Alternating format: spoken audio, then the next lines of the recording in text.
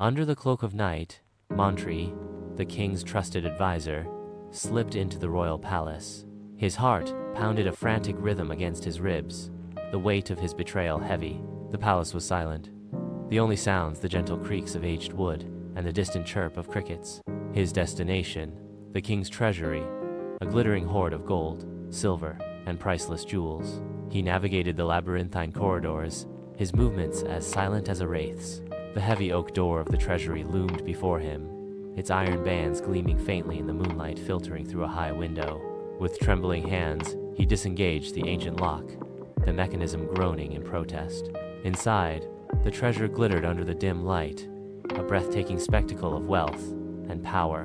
Montri reached out, his fingers brushing against a pile of gold coins. The allure was almost overwhelming, the promise of riches beyond his wildest dreams. He began to fill his sack, his movements quick and furtive. He was lost in his avarice, oblivious to the danger that loomed. Suddenly, a gruff voice cut through the silence. "What do you think you are doing?" Montri froze, his blood turning to ice. King Harshvardhan stood in the doorway, his eyes blazing with fury. Montri's carefully constructed facade crumbled. He stood there, exposed, his crime laid bare. The king's grip was strong, his gaze unwavering. "Treason!" the king thundered, his voice echoing through the silent chamber. Montri, stripped of his dignity and his illusions, felt a wave of shame wash over him. He knew he had made a terrible mistake. He confessed his crime, his voice a mere whisper in the face of the king's wrath. The king, though furious, saw the genuine remorse in his advisor's eyes. Harshvardhan, a just ruler, considered his options.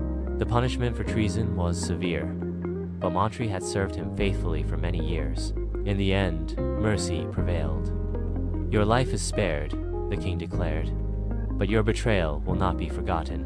Never again will you betray my trust." Montri bowed his head, his gratitude a silent prayer.